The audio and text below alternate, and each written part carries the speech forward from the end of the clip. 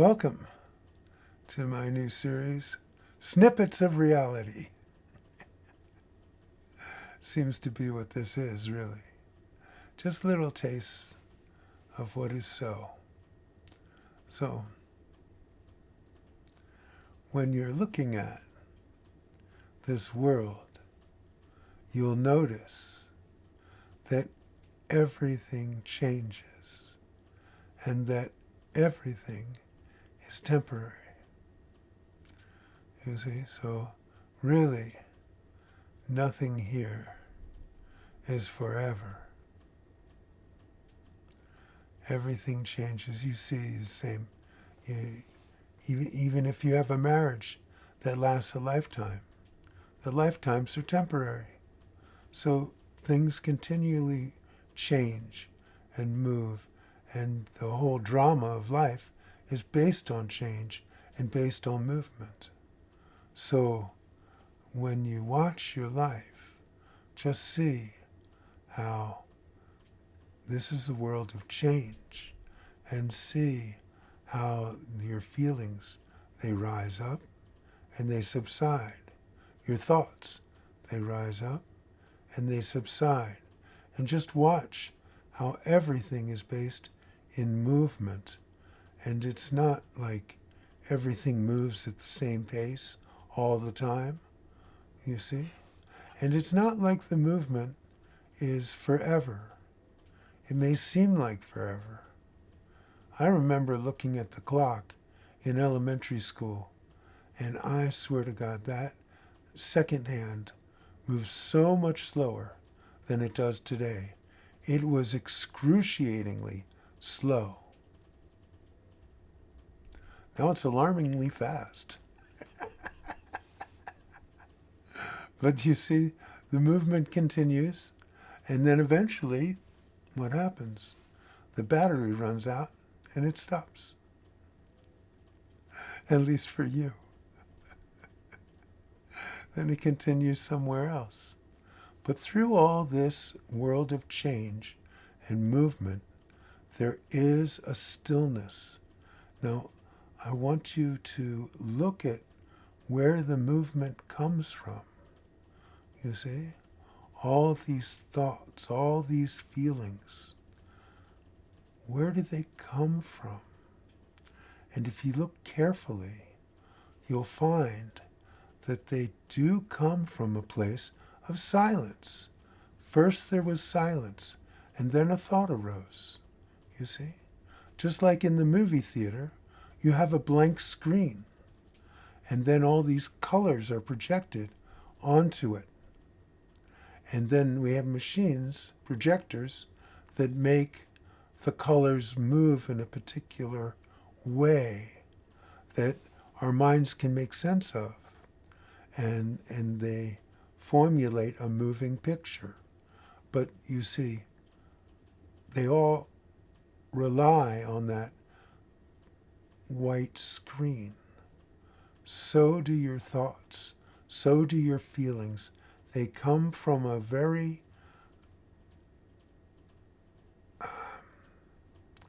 the word is hard to find, but it's like a neutral place. They come from a place that doesn't really have any distinction whatsoever. So it's difficult. It can't really be put into words because there's nothing there. And yet, in that nothingness is a vastness that has no boundaries, you see. And more, when you look at the source, you'll realize that there's a place that you've been ignoring, that you haven't really given its due. So continually be aware of that. Another trick you can use is the space between the breaths. So you're constantly breathing in and out, but there's a millisecond where you're not. There's a space just before or in between the breathing, you see. You breathe in, then blank space, you breathe out. Breathe out. And when you breathe out, blank space, breathe in. There's a little space there where nothing's happening. And if you concentrate on that space between the breaths, it becomes larger. You can feel it. And there's a silence there. There's a stillness there. You see? It's always with you, the thing about this.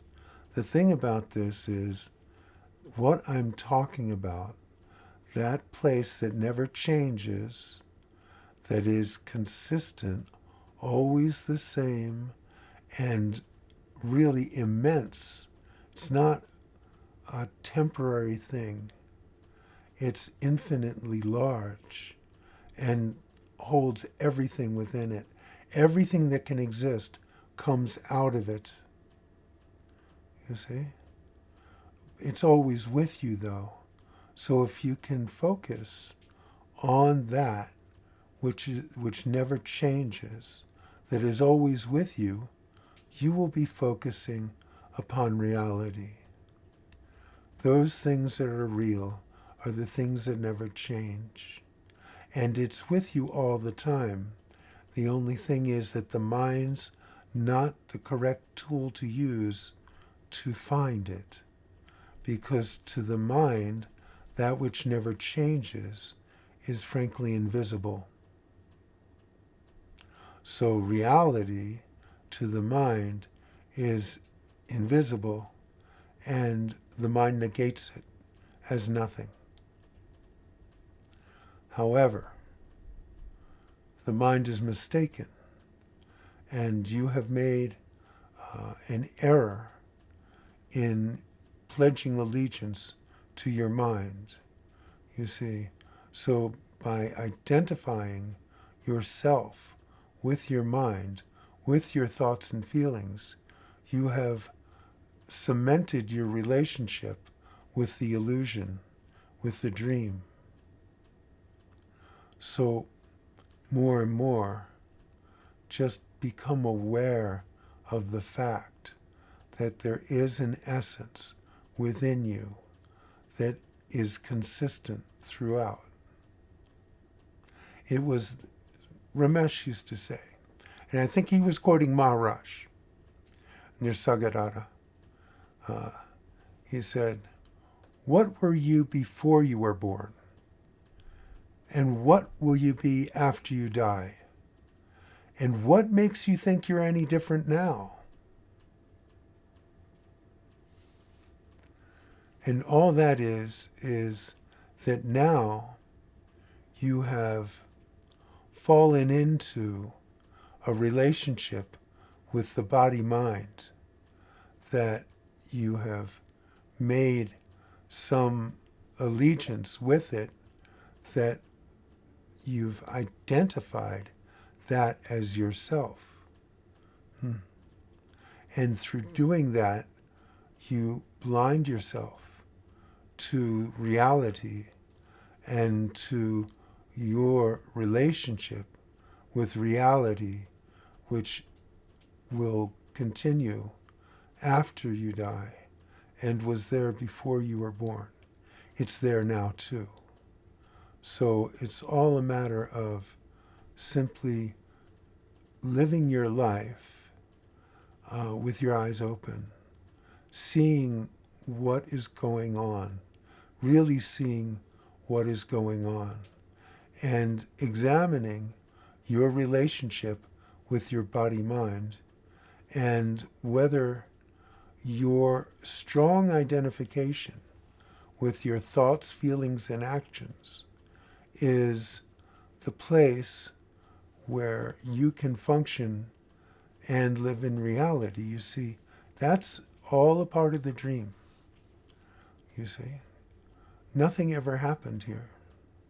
Just like in a dream. In a dream, you think you're doing this, you think you're doing that. You wake up, nothing ever happened. Nothing's happening here as well.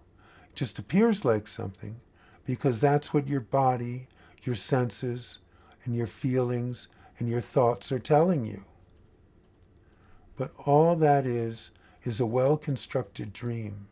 It has much better special effects than the dream you have when you go to sleep.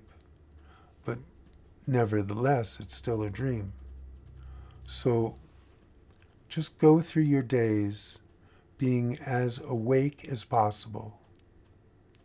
Try not to be sleeping through your life and simply making the assumptions that what you think, say, and do is who you are. It's not.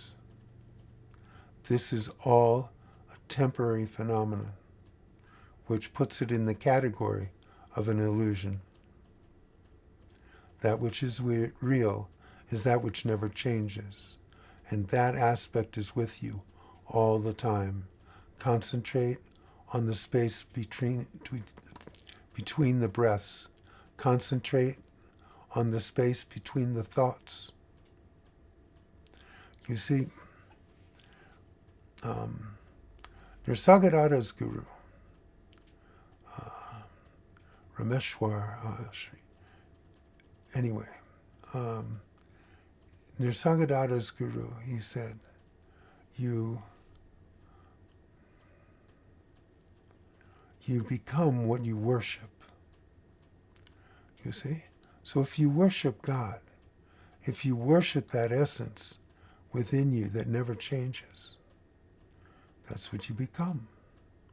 But if you worship yourself as a person, if all day what you think about is yourself and what you're going to do and what you're going to say and who you like and why you're right and why they're wrong and la-di-da-di-da, okay, then you become that dream character. You become what you worship. So I think basically what's happened here is people have put their allegiances, they've joined a particular side, and that particular side, then they reap the results of it, you see. You reap the results of that which you worship.